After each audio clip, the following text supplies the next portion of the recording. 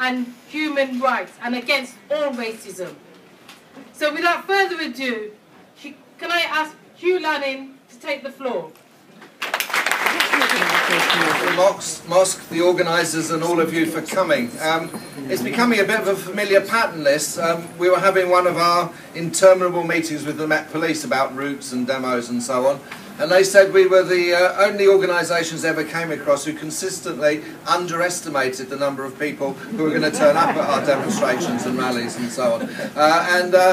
That shows, though, the amazing level of political support there is across all communities, all faiths and all organisations. And I just want to go through, partly, if you like, some perspective on what's happening at the moment, but also about what you can do going forward. Because it's great the amount of support here, it's great the amount of support we've had on demonstrations, but it's clear at the moment it's still not enough in terms of what we need to do going forward. And I just want to start with a question about, you know, what the Palestinians ever did to deserve what's happening to them. And if you go back to the creation of the UN in 1948, when there was a vote to create Israel, it ignored the fact that there was a lot of people already living there, and that the Palestinians were being promised by the world a state ever since, and we have never delivered on that promise. And that's what gets so frustrating about the media and the BBC and so on, is that they ignore the historical reality and bring it to, well, what happened last week or what happened the day before. And you cannot get to the solution through that. And the other thing I just want to mention, I saw you've got a meeting coming up on the one-state and the two-state solution, but I think the reality at the moment is that Israel wants a no-state solution. It wants to keep Palestine and the Palestinians imprisoned behind the wall and make sure that they are subjugated, and it wants them to surrender and give up their rights and entitlements. And I know from talking to Palestinians that's never going to happen, but equally it is clear that they are trying to normalise the current situation. This is something that the world ought to accept as the reality, while they build more settlements and take more and more land to make any solution impossible going forward. And there have been loads of meetings, and one of the ones that I was invited to recently was an event that takes place every year in Dorset called the Toll Paddle Festival. And it's a trade union festival to celebrate, commemorate, if you like, when trade unions were born and challenged. And there was a group on there called the Men They Couldn't Hang, folk group, and they were singing a song, and there was one phrase within it that I keep on coming back to, and the phrase was it's not a sin to fight for your freedom. And it seems to me that what we've got to get across in our campaign is that is what the Palestinians are doing. They're fighting for their freedom and fighting to have a free state of their own. And you see the Israeli propaganda that's come out. Do you remember Hebron, where this originally was meant to have started? And then you go through East Jerusalem, and then you get onto its missiles, and then its tunnels, the sheer surprise that you imprison people and they might build a tunnel. You know, what a shock is that. There's quite a good tradition between tunnels and prisons if you go over the years.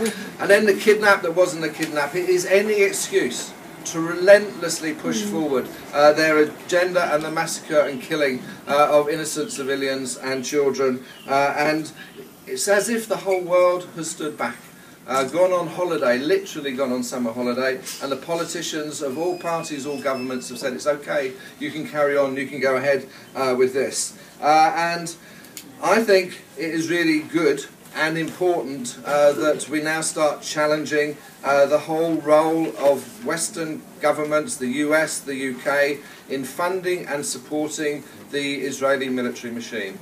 That is what we do. We pay them for it. And it's good some people coming out for an arms embargo. It's a bit late because we have provided them with the weapons, we've cooperated on the technology, we give them the money for doing it. But going forward, we need to ensure that there is pressure that makes sure that any weapon that we buy from, that we sell to, that is tested, that is used in the occupation, is used to kill innocent people, we have no part on it, because it's our blood, our guilt that is associated with that if we allow it to happen. And also it's our money that is going into that. We are paying for the occupation, we are paying for the military machine. And it's important that we challenge, not just through the embargo, but I also think that we need to make sure that Israel is held accountable for the war crimes that it is committing. And that means going to the International Criminal Court, supporting that. But it is, you get the media debates about all missiles and so on, and you'll notice there's always an accurate count for the number of missiles that are meant to have gone from Gaza, never the number that have gone the other way around. And there is a real difference. When Israel targets, it knows who's there, it knows their children, it knows that there are women and civilians there, and it still goes ahead deliberately and kills those people. And that is the war crime that they are committing day after day after day, that we must hold them accountable for. And therefore, how are we going to go about it? I mean, I know you've been watching the telly and seeing all of the things about the horror that unveils, comes out in front of you day after day after day. I just want to point to 4 areas where there's things that we can do. And the first is political. I mean, the amount of, if you like, local support there has been, I mean, has been something that we've never seen in the PSC, and I don't think politicians have seen. Immediately after the first massacre and onslaught, we had an electronic email letter writing campaign, and over 50,000 emails from constituents were sent to their MPs, some getting more than 2,000, 2,500, 2,600 of their own constituents, and they're saying this is the issue that they've had more letters on than any issue than they can remember. And that's the sort of pressure that we need to maintain going forward. And to do that, the PSC with other organisations is going to, not this Saturday but the Saturday after, try and have a local day of action, of protest, of boycott, and also taking up political pressure, and also looking to have an early lobby when all the MPs come back off their summer holidays on the 9th of September, so that we have a mass lobby to make sure that we follow up that political pressure with them, as well as the protests and demonstrations that are taking place. And yes, we want everybody to go on the demonstration. We want the demonstration on Saturday to be the biggest that we've had of the ones that we've had so far. And I think it's just amazing that in the last 2-3 weeks we've organised 2 of the, if not the 2 biggest demonstrations that have taken place under the life of this government.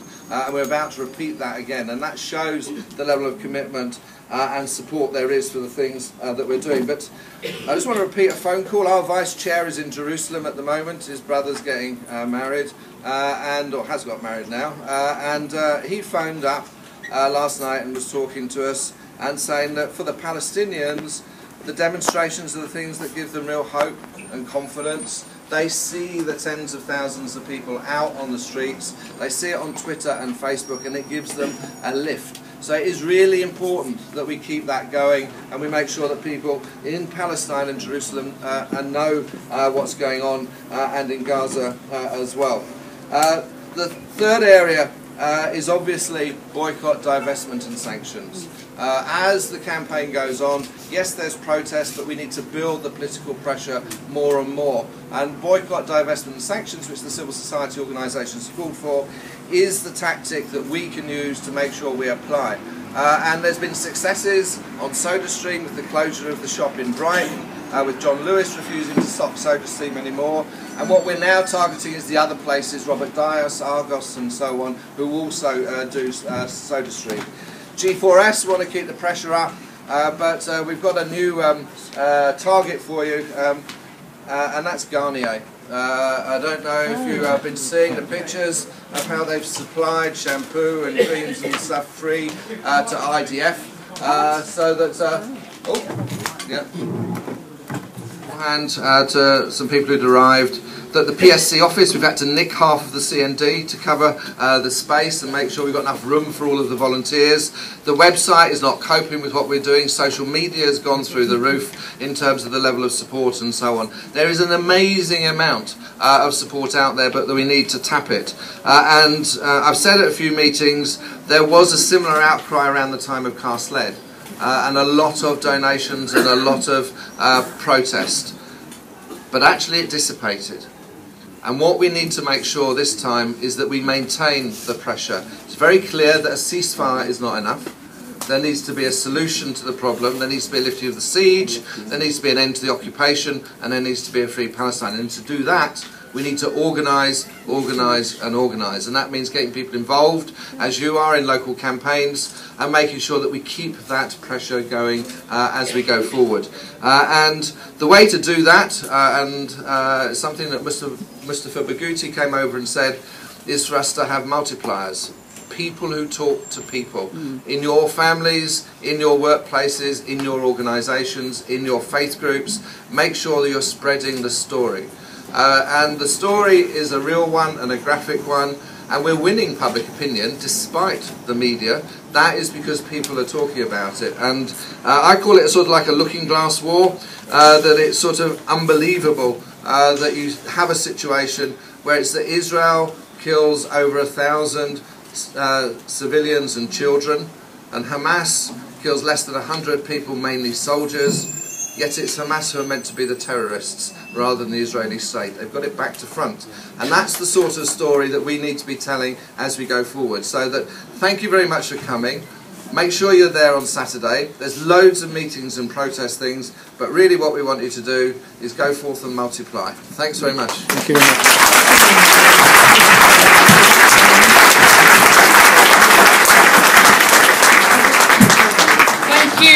Thank you, Hugh. Okay, we're not gonna get a stand for this, but thank you, Hugh. Thank you for your continued chairmanship and leadership of your organisation and continued fight to ensure the Palestinian self-determination, the end to violence, and the end of violation of international law. Thank you for those